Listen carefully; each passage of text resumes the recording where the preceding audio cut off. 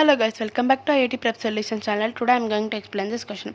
The greater and least resultant of two forces are 7 newtons and 3 newtons respectively if each of the force is increased by 3 newtons and applied at 60 degrees.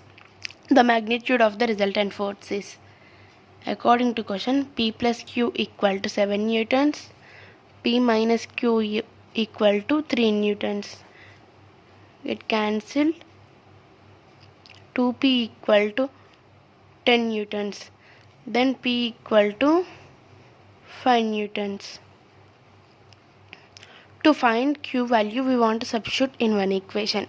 P minus q equal to 3 newtons, then 5n minus q equal to 3n, minus q equal to 3n minus 5n, minus q equal to minus 2n, minus minus get cancelled, q equal to 2 newtons. According to question, they given increased by 3 newtons, then p equal to 5n plus 3n, that is 8n. Value for the p. Q is 2 newtons plus 3 newtons, q equal to 5 newtons. Here theta equal to 60 degrees. To find resultant, r equal to under root of p square plus q square plus 2pq cos theta.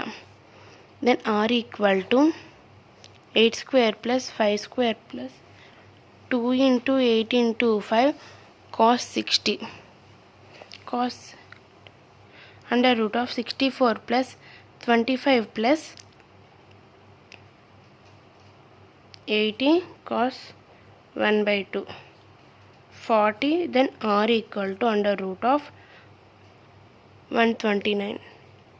This is our required answer for this question. Thanks for watching this video.